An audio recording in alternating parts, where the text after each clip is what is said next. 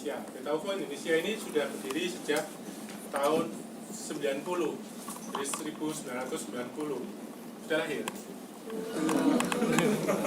Jadi ini memang kaosnya ketika kami memperingati usia 20 tahunnya. Nah, beta UFO itu artinya bukan saya UFO ya, tapi beta adalah pada tahun 60-an ada seorang dari TNI AU yang menyelidiki khusus tentang UFO. Nah, beliau menyebut beta atau menyebut UFO itu sebagai beta, yang artinya adalah benda terbang aneh. Betanya adalah benda terbang aneh, dan kemudian kalau bahasa Inggrisnya adalah UFO, Unidentified Flying Object, objek terbang yang belum dikenal.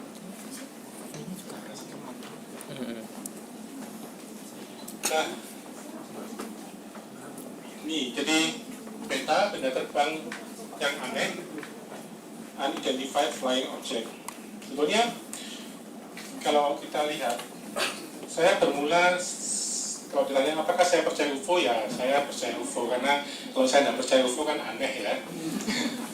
Tapi saya menyukai tentang UFO, menyelidiki tentang UFO ini sejak, atau rasa ingin tahu saya itu sejak SMP. Ketika SMP saya tertarik dengan astronomi. Saya masih ingat ketika SMP kelas 2, saya minta hadiah ke orang tua saya adalah teleskop. Jadi waktu itu diberikan teleskop yang pembesarannya masih maksimum 60 kali. Jadi saya yang bisa melihat bulan itu dengan kawah-kawahnya itu sudah senang banget ya. Kemudian Jupiter kita bisa lihat, Saturnus kita bisa lihat cincinnya, dan Jupiter kita bisa lihat 4 satelitnya. Hampir mirip dengan teleskop yang dibuat oleh Galileo di masanya. Nah, dari situ saya kemudian ya sebagai anak SMP yang menyukai hal-hal yang keindahan langit ya, langit di Surabaya, saya dari Surabaya. Langit di Surabaya waktu itu tidak seperti sekarang yang cloudy, yang banyak polusi, sehingga kalau sekarang saya punya teleskop pun tidak bisa dipakai karena saya tidak bisa lihat kecuali beberapa bintang atau planet seperti Venus, Jupiter mungkin masih bisa kelihatan, Mars. Tapi kalau lihat gugus bintang yang lain tidak bisa. Kalau di zaman saya SMP saya masih bisa lihat kalau jernih sekali itu galaksi Bima Sakti yang apa ya, jalan susunya itu masih kelihatan, termasuk yang rasi-rasi bintang yang lain. Nah, dari sana kemudian saya punya pertanyaan, apakah hanya di bumi ini kehidupan itu ada? Ya. Apakah hanya ada kehidupan cerdas hanya ada di bumi ini? Apakah kita tidak bisa menemukan atau ada pengunjung dari planet lain yang ya mungkin lebih cerdas atau sama cerdas yang kemudian datang bertemu dengan kita? Nah, kita tahu bahwa di luar negeri ada juga proyek-proyek yang namanya SETI, yaitu Search Extraterrestrial Intelligence. Jadi berusaha mencari makhluk cerdas dari luar angkasa. Kalau ekstraterestrialnya mungkin banyak. Jadi yang dari pihak NASA misalnya seringkali mengatakan bahwa mungkin ada mikroba atau mungkin ada bakteri atau mungkin dalam bentuk-bentuk kehidupan yang masih sangat-sangat mikro. Tapi di dalam proses ini ada banyak sekali orang-orang yang mengaku pernah berjumpa, melihat piring terbang. Ya. Jadi ada pesawatnya ya, mungkin seperti ini pada tahun 47 ada seorang pilot yang bernama Kenneth Arnold ini, dia melihat ada satu formasi yang disebut dengan, dia menyebutnya gini, saya melihat benda aneh yang terbangnya seperti piring yang dilemparkan ke air. Jadi dia, kalau kita melemparkan batu aja yang pipi, maka dia bisa lompat-lompat. Jadi dari sana kemudian para reporter itu menyebutnya sebagai piring terbang. Ini ilustrasinya seperti itu.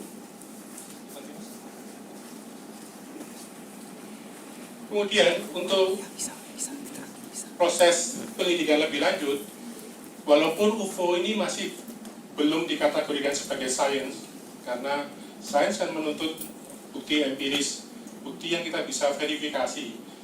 Nah, namun ada seorang astronom dari Amerika yang namanya J. Allen Hynek. Beliau juga adalah penasihat dari Project Blue Book, yang dimana pihak Angkatan Udara Amerika itu melakukan pendataan tentang UFO, mengklasifikasikan tentang penampakan UFO. Jadi ada beberapa klasifikasi, umumnya ada yang disebut dengan nocturnal light, jadi malam-malam gini lihat langit tiba-tiba ada sinar jalan-jalan. Nah, tapi kita harus hati-hati jangan sampai itu ternyata cuma satelit. Kalau misalnya teman-teman lihat benda kecil gitu seperti bintang dan jalan pelan lurus gitu ya, kira-kira jam 4 pagi gitu ya, itu kemungkinan besar adalah satelit, karena satelit bisa memantulkan sinar matahari yang mau terbit, dia terlihat kena satelitnya itu, kemudian terlihat seperti bintang dan berjalan. Lalu ada juga daylight disk, itu dia ya di siang hari kemudian ada benda terbang, lalu melalui pengamatan radar. Nah, itu kan jarak jauh yang 3 atas itu, tapi ada penampakan juga yang jarak dekat. Jarak dekat ini yang pertama, close encounters the first kind, itu UFO-nya itu kelihatan dekat, cukup dekat. Jadi bisa melihat, seperti kejadian di Papua New Guinea tahun 59, itu ada sebuah UFO terbang, yang melihat adalah seorang pendeta dari Belanda, Father Gill gitu. Itu melihat dengan beberapa komunitasnya, melihat ada UFO terbang dan ada beberapa sosoknya, dan Father Gill juga sempat melambai-lambaikan itu dan dibalas lambai-lambaian tangannya. Dan itu tahun 59 pada bulan-bulan Juni atau Juli. Nah, menariknya pada bulan Juli tahun 59 di Kepulauan Alor di NTT, itu menurut laporan dari seorang purnawiran polisi namanya Pak Alwi Anadat, itu melaporkan ke Pak Salatun tadi yang membuat istilah beta itu, yang dari Angkatan Udara, bahwa di tahun 59 itu ada sekitar 6 orang asing berpakaian biru dengan ada kerahnya gitu ya, kerahnya agak tinggi gitu, rambutnya putih perak. Mereka datangi desa-desa, sempat tanya kepada beberapa penduduk, menunjukkan sebuah alat yang mirip seperti CCTV ya, pada tahun 59 belum ada ya, tapi modelnya CCTV, dia menunjukkan suatu pemandangan yang di sebelah sana.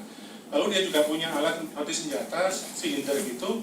Sempat ada penduduk yang mencoba manah mereka, dibalas gitu, orangnya kaku. Nah, tapi ini yang cerita polisi ya, purnawiran polisi. Jadi, lalu juga diceritakan ada seorang anak yang diculik. Nah, karena itu meresahkan masyarakat, polisi itu langsung bertindak.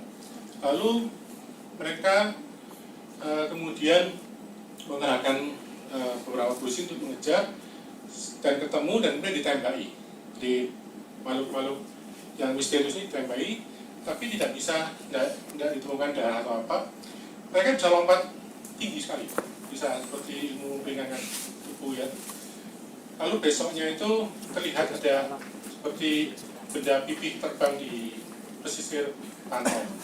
Nah, itu bisa termasuk yang CE1, tapi juga nanti bisa termasuk yang close encounters yang tipe 3.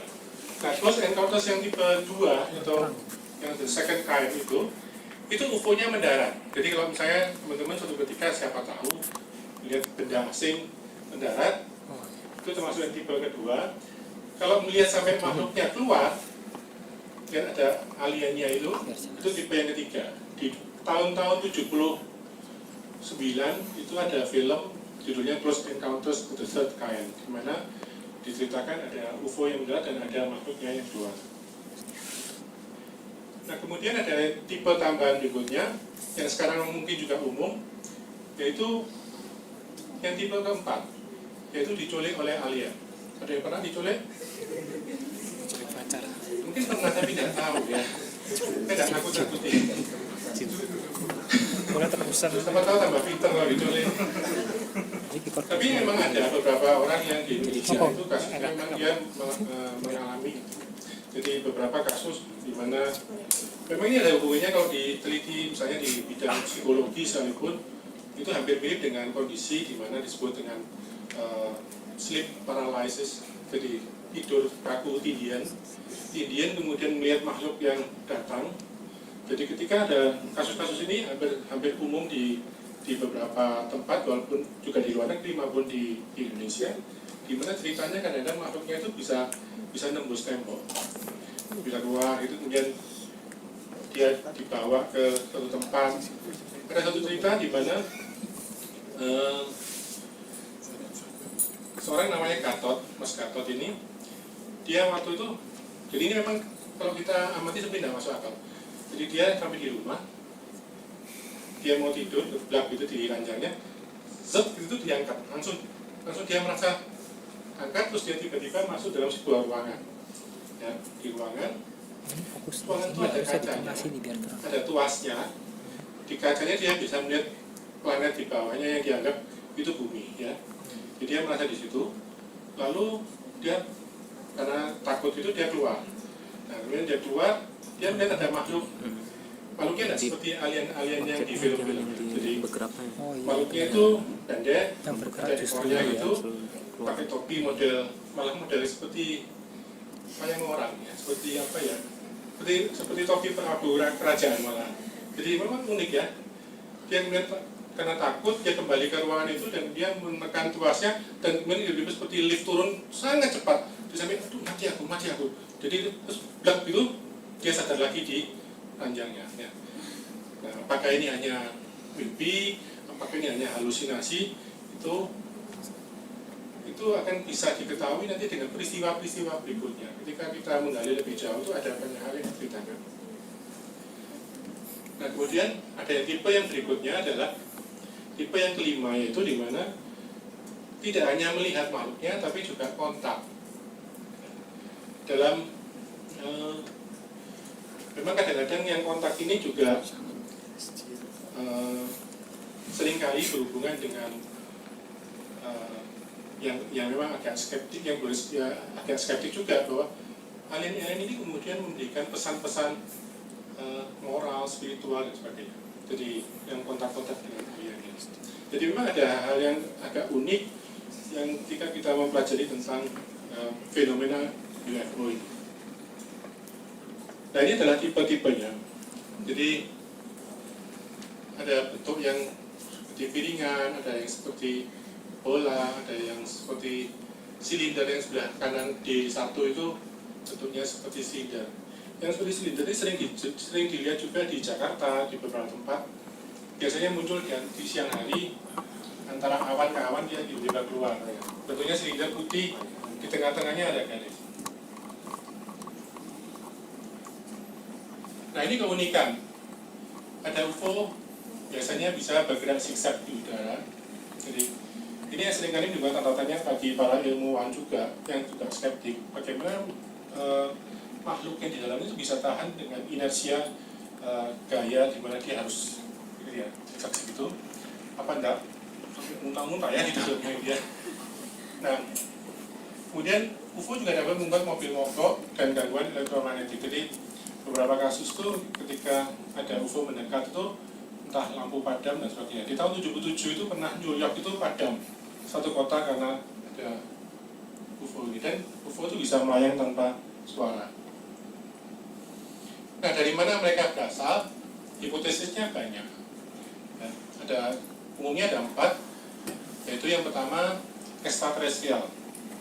Pada umumnya ini adalah teori yang paling menjanjikan, paling apa ya? Bukan memungkinkan, paling saintifik menurut saya. Karena apa? Kita melihat bahwa kita di tata surya ada banyak planet, kemudian ada banyak Jupiter, ada beberapa satelitnya, Saturnus ada beberapa satelitnya, yang saat ini pihak NASA sekalipun atau pihak dari agen space exploration yang lain itu melihat kemungkinan ada kemungkinan bisa ditempati sebagai tempat tinggal atau di koloni, misalnya di satelitnya Saturnus di misalnya Titan misalnya. Jadi kalau misalnya benar ada UFO itu yang datang ke bumi, masa mereka hanya ke bumi ya? Mungkin mereka juga ke Mars, mereka juga ke Venus, mereka juga ke tempat-tempat lain, dan bukan hal yang mustahil juga mereka membangun koloni. Nah, kemudian hipotesa yang kedua adalah ultraterestrial. Ultraterestrialnya artinya dimensi lain. Jadi memang ada teori juga yang mengatakan bahwa dunia ini mungkin paralel, dunia ini ada multiverse, ada teori string dan sebagainya, di mana ada 11 ya. Nah, dia teori lain adalah UFO ini datang dari masa depan mungkin. Jadi dia adalah pengunjung dari para time travel. Atau sebaliknya juga kemungkinan UFO ini dari bumi sendiri. Loh, dari bumi itu gimana? Dari bumi ada dua kemungkinan. Pertama, UFO itu bisa aja buatan pesawat dari Amerika misalnya, atau dari negara adik kuasa. Tapi pertanyaannya adalah fenomena ini sudah ada sejak sebelum Masehi pun sudah ada. Hingga saat itu kan belum ada negara yang cukup teknologinya. Tapi ada juga teori yang mengatakan bahwa ini teori yang namanya ancient aliens ya. Dulu sebelum manusia ada, itu pernah ada peradaban yang tinggi. Nah, ya mungkin buktinya apa? Ya buktinya mungkin ada bangunan-bangunan yang seakan-akan ya kayaknya nggak mungkin ya dibuat oleh manusia purba misalnya, seperti itu. Nah, itu ada peradaban yang tinggi. Nah, peradaban ini mungkin survive, tapi tidak survive di permukaan bumi. Artinya begini, kalau manusia yang sekarang ini mengalami katastrofi yang sangat hebat, entah atmosfernya tidak bisa didiami lagi, atau mungkin sangat panas dan sebagainya, maka ada kemungkinan bahwa manusia ini kemudian masuk ke dalam tanah, membangun peradaban di bawah tanah. Nah, ini ada teori yang seperti itu, bahwa mereka adalah keturunan dari para ancient purba manusia, bukan purba tapi manusia yang sudah tinggi peradabannya di masa lalu, tapi tidak bercampur dengan kita. Jadi ini memang kedengarannya science fiction ya. Tapi gini,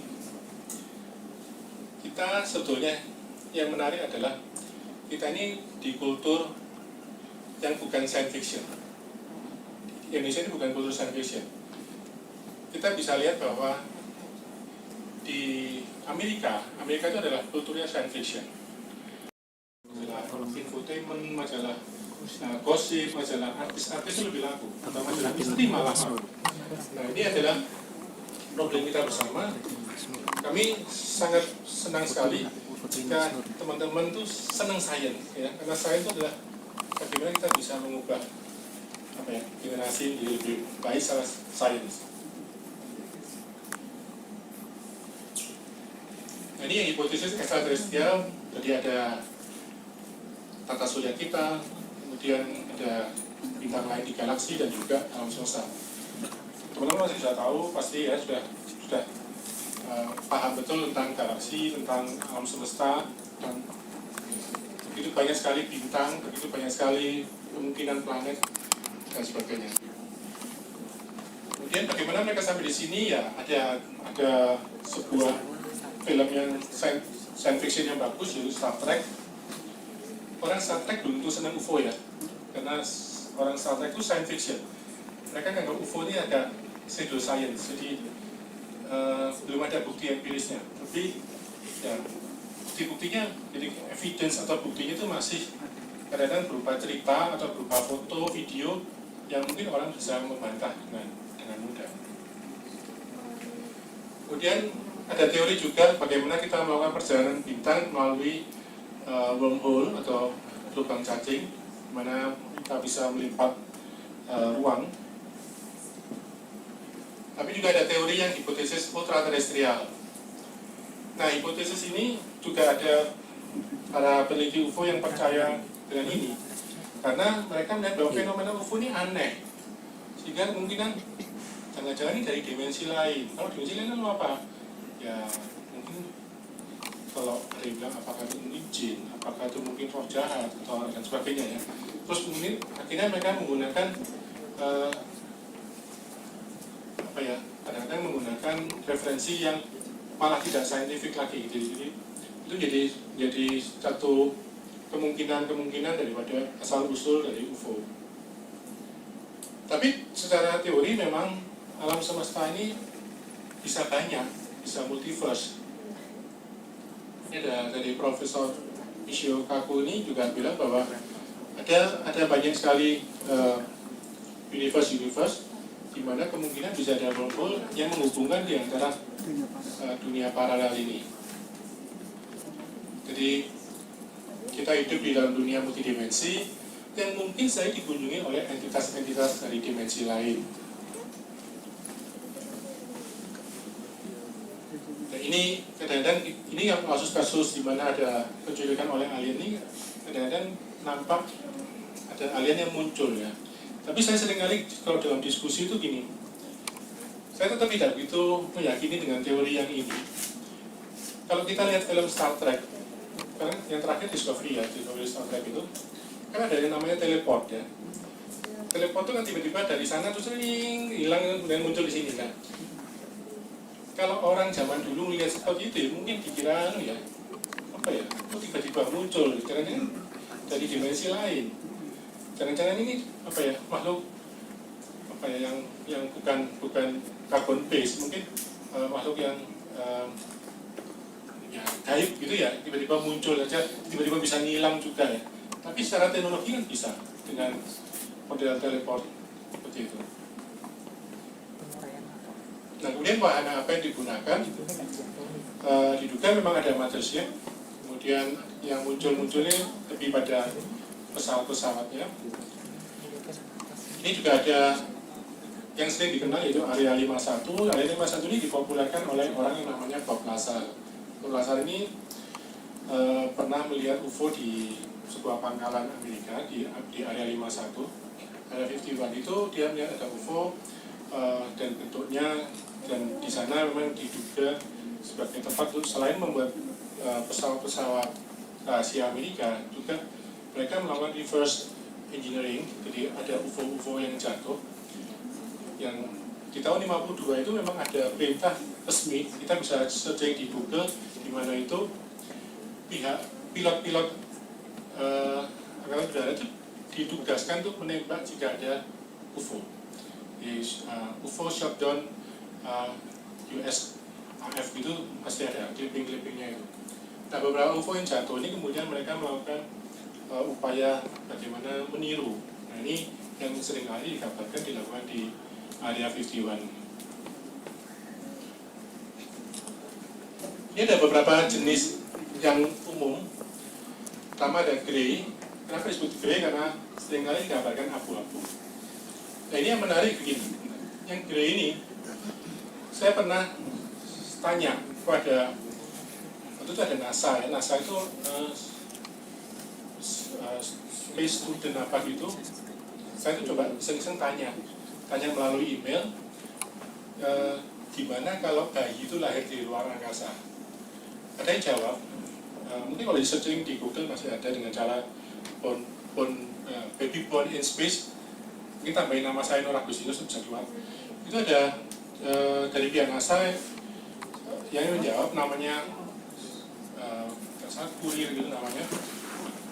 Dia bilang gini, orang kalau punya bayi lahir di luar angkasa, itu kan tidak ada gravitasi ya. Dengan tidak ada gravitasi itu cenderung tulang-tulangnya menjadi lemah, dan kepalanya jadi lebih besar, ya otot-ototnya mengecil dan sebagainya. Nah, gambarannya agak mirip ya, akhirnya bentuknya mungkin seperti ini. Entah apakah mereka makhluk itu benar-benar ya dari lahir sampai besar sampai ya, tinggalnya di luar angkasa tanpa bobot, sehingga mungkin sekali bentuknya seperti itu. Kemudian ada bentuk lain yang seperti humanoid, ya, seperti manusia kita, seperti kita sendiri ini. Ini lebih banyak muncul di Eropa, termasuk yang di Indonesia itu muncul seperti ini. Kemudian ada yang bentuk seperti reptilian. Nah, reptilian ini memang agak sensitif karena dalam kultur kita dan budaya kita itu juga ada makhluk-makhluk yang kita anggap reptilian. Ya walaupun itu kembali lagi jadi kesannya jadi mistik, seperti misalnya disebut dengan siluman buaya, siluman ular dan sebagainya. Tapi kalau di luar negeri emang dianggap reptilian, karena ada beberapa peristiwa di mana mereka berjumpa dengan makhluk yang seperti itu.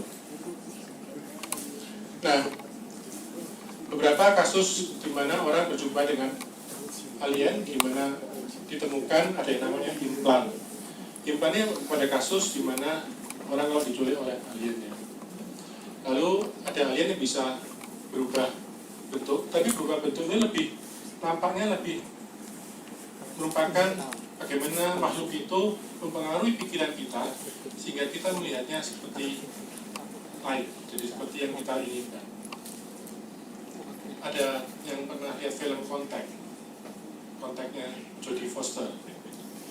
Kontak Jodie Foster itu yang dari bukunya Carl Sagan itu, ketika Annie Arroway itu ingin berjumpa dengan makhluk luar angkasa melalui pesan yang diterima dari makhluk luar angkasa, dia membuat pesawatnya itu atau wahananya, dia ketemu makhluk luar angkasa itu dan berupa seperti ayahnya. Jadi ya memang tidak bisa dibuktikan karena dia tidak bisa pulang dengan membawa foto atau membawa apa. Jadi dia bisa shape-shifting, bisa telepati, bisa mind control, mengendalikan pikiran. Ada eksperimen medis, kemudian ada missing time, waktu yang hilang, dan ada pesan-pesan yang disampaikan oleh alien itu kepada kita. Ini beberapa kasus alien abduction ya, penculikan oleh alien. Kalau yang bawah ini adalah gambaran yang saya tadi ceritakan tentang yang dialami oleh Mas Gatot itu. Jadi makhluknya seperti itu. Ya. Nah, kalau yang tengah itu dia dibawa ke pesawatnya, kemudian dia bisa melihat peta bintang, dan kemudian itu yang diketahui oleh seorang guru SMA, dia juga seorang pengamat astronomi amatir. Dia membuat pola 3 dimensinya dan mengetahui bahwa itu asalnya dari Zeta 2 Reticuli. Nah, teori yang lain adalah ancient astronaut, itu IT di bumi ribuan tahun yang lalu.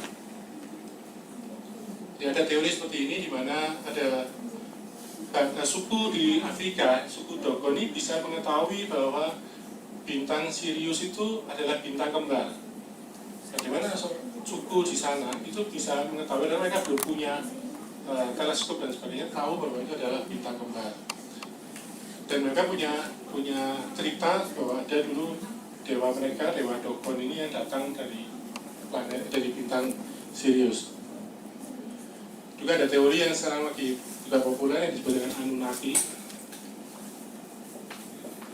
Ini beberapa patung yang sering ditafsirkan juga kemungkinan menggambarkan pendatang dari planet lain di masa lalu. Benda apakah itu misalnya?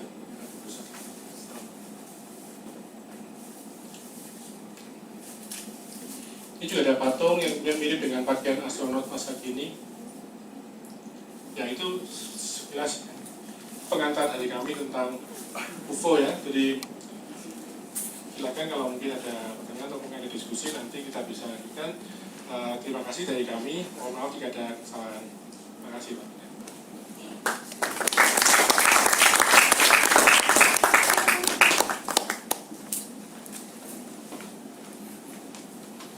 Ya, dibuka 2 pertanyaan dulu. Ada yang mau tanya?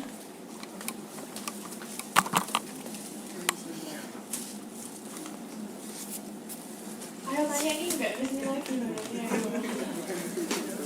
Oh ya, silakan. Yang pengakuan dari asalnya dari Surabaya itu memang bisa diselidiki atau bisa diperiksa psikologi atau bisa cuma pikirannya dia atau hubungan.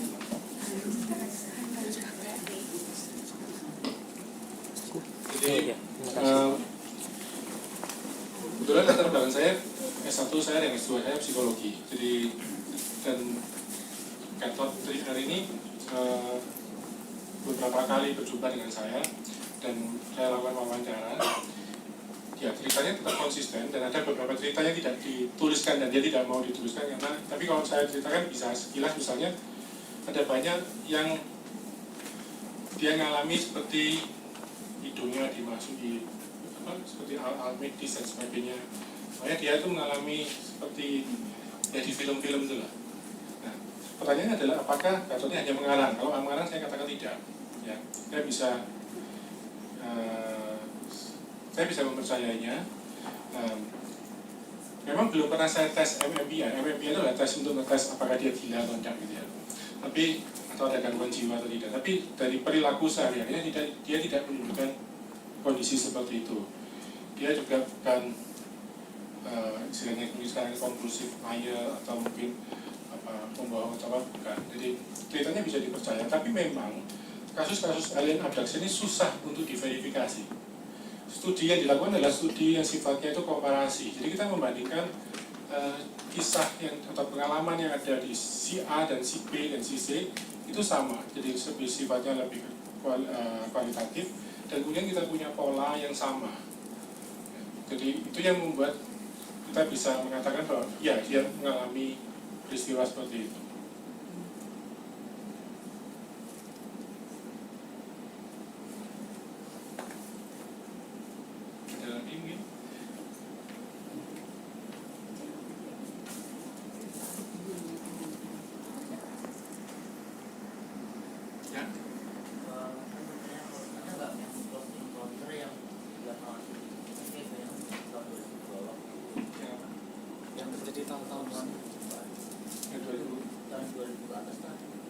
Ke atas. Data Citix-nya ada di website kami di betaufo.org ya. Itu ada penampakan mulai tahun 40-an sampai tahun 2017 kami catat semua. Tapi memang tidak semua, ada beberapa yang laporan penampakan itu kami bisa mengatakan bahwa itu bukan UFO ya. Misalnya gini, teman-teman tahu yang namanya sandok? Pernah dengar sandok? Fenomena sandok. Sandok itu adalah kalau kita lihat matahari di pagi hari, ada awan tipis gitu ya, dia akan membentuk seperti halo. Nah, halonya itu kemudian ada sinar matahari di kiri kanannya. Jadi ada 3 matahari. Beberapa hari ini agak beredar viral tentang video itu di Sidoarjo katanya. Nah, orang yang tidak ngerti masih akan bingung, masih akan apa ini, apakah ini UFO dan sebagainya. Tapi kami kan tahu bahwa itu bukan UFO, tapi itu IFO, identified, ya, teridentifikasi bahwa itu adalah sandok atau helion ya salah namanya ya. Jadi ada yang laporannya masuk di mana dia bilang, laporannya sudah lama sekali, dia bilang bahwa di tahun 50-an tuh pernah terjadi kasus seperti itu dan dia mengira itu UFO. Itu dilaporkan ke Beta UFO dan ayahnya melihat itu pas anaknya lahir, sehingga anaknya diberi nama Tri Baskoro, 3 matahari ya. Tapi ya setelah kami selidiki ya berarti itu bukan UFO karena itu adalah fenomena alam biasa. Banyak sekali fenomena alam seperti ada awan yang disebut dengan lenticular clouds itu, jadi awan itu bisa bentuknya seperti piring. Nah itu juga bukan UFO. Jadi di Beta UFO tidak semua laporan itu kami ya itu UFO, enggak. Tapi kita betul-betul kaji, ternyata itu bukan UFO, itu hanya misalnya burung yang kena foto misalnya, atau mungkin atau debu lensa, atau mungkin juga awan yang seperti piringan gitu, atau gini. Kalau sore hari sekitar jam 4 itu ada kadang-kadang seperti ada meteor ya, seperti api gitu ya. Padahal itu adalah pesawat terbang yang sudah agak jauh ke sana. Itu kalau kena sinar matahari yang sedang terbenam, dia istilahnya itu apa ya, kondensat, jejaknya itu tidak panjang seperti yang biasanya kalau siang hari. Dia hanya pendek, sekitar segini kelihatannya, tapi warnanya kuning karena kena sinar matahari.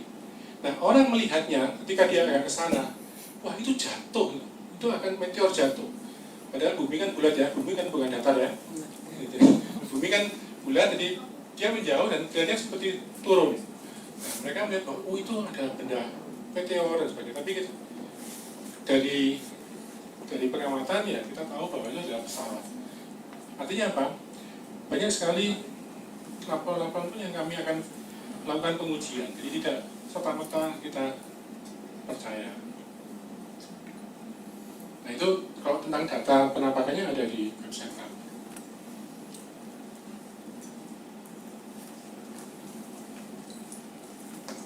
Ada pertanyaan lagi? Belum ya?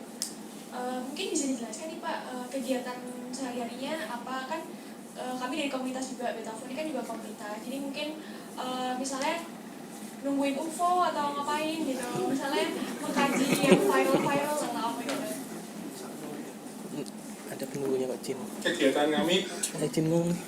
jadi komunitas ini berangkat dari internet-based community. Jadi awalnya memang dibentuk lewat internet, sehingga akibatnya adalah tersebar di banyak kota. Nah, itu menyulitkan kami untuk bertemu. Namun kami mencoba di Surabaya itu ada beberapa orang yang mengadakan pertemuan tiap bulan sekali. Dan tiap bulan itu seperti ini juga kita adakan semacam presentasi singkat, kemudian kita saling diskusi dan sebagainya. Kegiatan lain adalah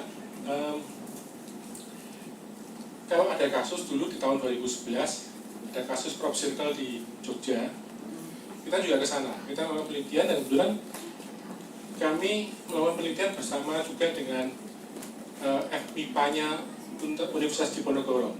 Dan pada waktu Universitas Diponegoro mengadakan seminar nasional tentang crop circle, kami juga diundang untuk bicara.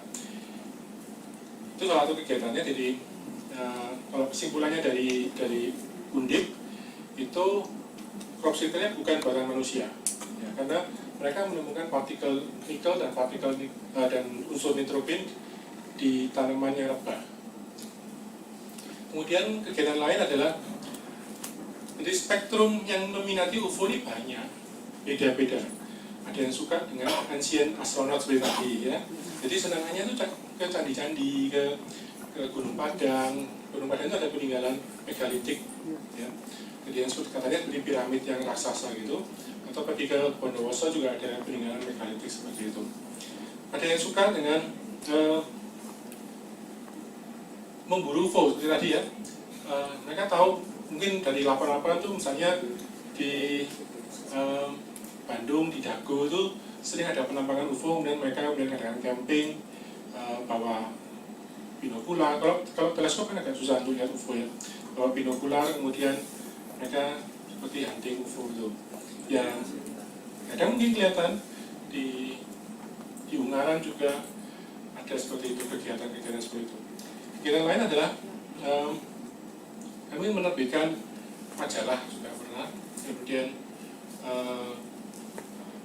jadi kalau setahun sekali ya gathering yang sifatnya nasional, yang ketemu di antara teman-teman.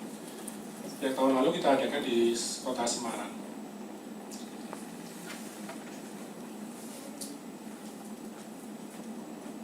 Dari teman-teman ada pertanyaan lagi atau enggak? Karena setelah ini akan ditanggapi oleh Pak Kunjaya.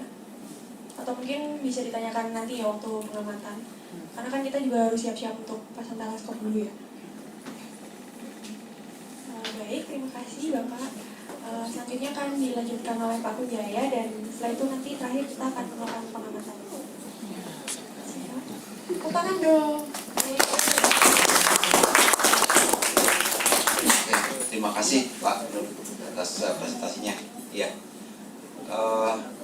memang salah satu bidang dalam ilmu angkasa itu yang diteliti oleh para saintis itu berkaitan dengan masalah UFO ini.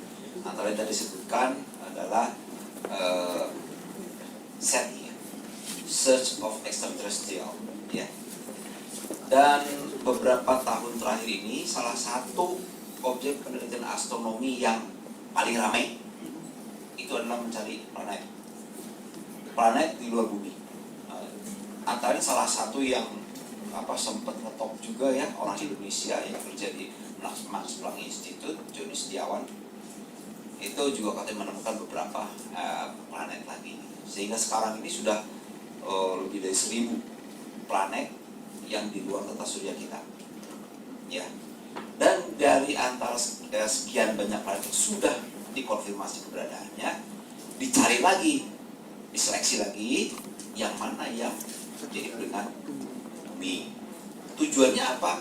Mencari kemungkinan kehidupan, mencari kemungkinan kehidupan di sana. Mungkin kita tidak bisa lihat orangnya karena saking jauhnya, tapi paling tidak tanda-tanda kehidupannya apa? Apakah di sana ada air? Apakah di sana ada atmosfer? Apakah di sana ada oksigen? Temperaturnya apakah temperatur nyaman untuk hidup? Gravitasinya apakah gravitasi yang cukup nyaman untuk makhluk hidup? Misalnya gitu.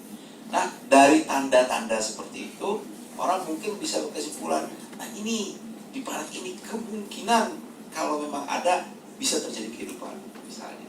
Ya, itu baru sampai sana. Nah, beberapa yang sudah menjadi kandidat planet yang diharapkan mempunyai makhluk hidup di dalamnya. Dan orang sekarang berencana untuk menyelidiki lebih dalam lagi, lebih detail lagi tentang planet itu dengan membuat teleskop yang besar. Ya. Yang paling besar yang direncanakan saat ini itu adalah Extremely Large Telescope yang dibangun oleh konsorsium negara-negara Eropa, ya, European Southern Observatory. Ya, itu kalau jadi nanti kira-kira diameter cerminnya itu 38 meter. Ya. Yang saat ini ada di dunia yang paling besar diameter cerminnya itu 11 meter. Ya. Ya, ini maksud 11 meter itu yang daerah visual inframerah gitu ya. Kalau teropong radio ya jelas ada 45 meter, bahkan yang 300 meter. Di Tiongkok baru-baru dibikin yang ya 500 meter diameter cerminnya gitu ya.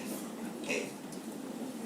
Nah, memang manusia ada perasaan penasaran, mencari apakah betul kita ini satu-satunya komunitas, satu-satunya planet yang ada kehidupannya di alam semesta ini. Ya, jadi secara logika kayaknya enggak deh. Secara logika mestinya ada yang lain deh. Misalnya kalau kita lihat statistiknya, galaksi tempat kita tinggal ini itu kira-kira ada sekitar 100 miliar bintang. Sekitar ada 100 miliar bintang. Sekarang matahari salah satu bintang di galaksi kita. Matahari punya berapa planet? 8 planet. Iya, cuma planet 8, tapi kan ada satelit-satelitnya. Ada Titan, Ganymede, ada bulan dan sebagainya. Nah, benda-benda seperti itu di galaksi kita ada berapa ratus miliar, mungkin sudah jadi triliun. Nah, di antara sekian triliun itu, apakah nggak ada yang kondisinya mirip sekali dengan bumi? Nah, dari pemikiran-pemikiran seperti itu, orang hanya punya keinginan mencari kemungkinan ada kehidupan lain di luar bumi. Itu menjadi salah satu objek penelitian di astronomi. Tapi kalau seorang astronom ditanya, apakah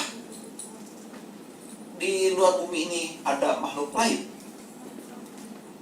Karena seorang astronom itu seorang saintis yang menyimpulkan sesuatu berdasarkan fakta, berdasarkan logika, ya, dan fakta buktinya belum lengkap, ya kita belum bisa bilang bahwa itu ada. Ya, kita belum bisa bilang. Sementara ini berhubung karena masih dicari, ya kita belum menemukan. Kita belum menemukan. Itu aja. Ya. Nah, sekarang bagaimana dengan ini penemuan-penemuan tentang UFO di mata para astronom? Ya, laporan-laporan, banyak sekali laporan di seluruh dunia.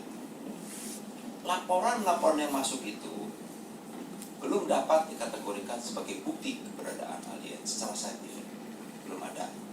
Karena satu laporan dengan laporan lain itu harus diteliti dulu sampai mendapat bukti-bukti yang cukup kuat untuk memvonis itu ada. Sama si polisi ya. Polisi begitu kan, ini ada laporan nih, si A mencuri misalnya gitu ya. Apakah polisi langsung percaya? Enggak. Percaya nggak? Pak polisi akan percaya. Cari bukti-bukti. Ada bukti-bukti juga masih belum selesai. Dilihat skenario-nya. Kira-kira apa yang terjadi? Masuk akal nggak? Gitu ya. Kalau sudah polisi sudah dapat merangkai bukti-bukti itu menjadi sebuah cerita yang memang masuk akal, logika, baru mungkin bisa disimpulkan.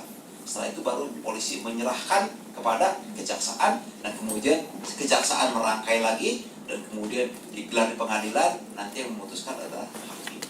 Gitu ya. Prosesnya panjang. Para saintis juga termasuk astronom cara kerja seperti itu. Bukan bukti-bukti. Bukti-bukti mungkin banyak. Nah sekarang ketika kita rangkaikan ini semua, apakah menjadi satu gambaran yang utuh atau enggak? Jangan-jangan antara satu bukti dengan bukti lain itu nggak kelihatan hubungannya. Jangan-jangan satu bukti dengan bukti lain kontradiktif, saling bertentangan. Bagaimana kita menginterpretasikan itu? Selama kita belum mendapatkan logika yang jelas, gambaran yang jelas tentang itu, ya kita belum bisa menyimpulkan bahwa itu pasti. Gitu ya. Gitu. Jadi yang jelas penyelidikan tentang pencarian makhluk angkasa luar ya terus akan dilakukan oleh manusia untuk sementara ini. Laporan-laporan tentang penemuan-penemuan itu juga kan nggak bisa semuanya kita percaya. Mungkin ada yang salah lihat, ya seperti Bapak tadi sampaikan ya, ada yang salah lihat. Tapi juga zaman sekarang kan zamannya hoax ya, banyak orang bikin sensasi gitu ya. Muka habis dioperasi plastik dibilang digebukin gitu jadi gitu ya. Ya mungkin saja. Tapi kita juga tidak menutup kemungkinan, tidak menutup mata bahwa ada satu fakta-fakta yang kalau disebut bohong nggak mungkin, ini orangnya jujur, bahkan dia dalam keadaan tidak sadar menceritakan pun ceritanya konsisten misalnya gitu.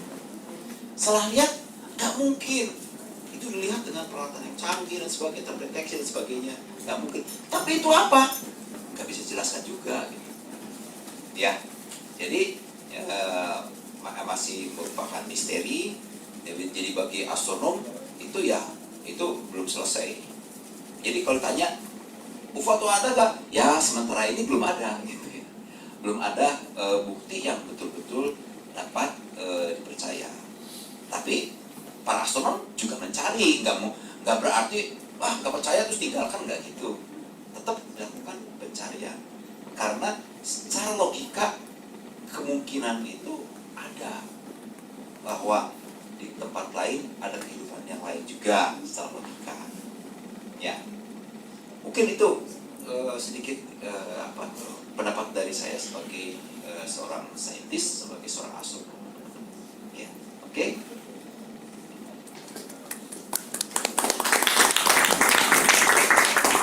Terima kasih Pak Tugaya. Dari teman-teman ada yang mau bertanya lagi atau mungkin menyanggah tidak setuju atau gimana?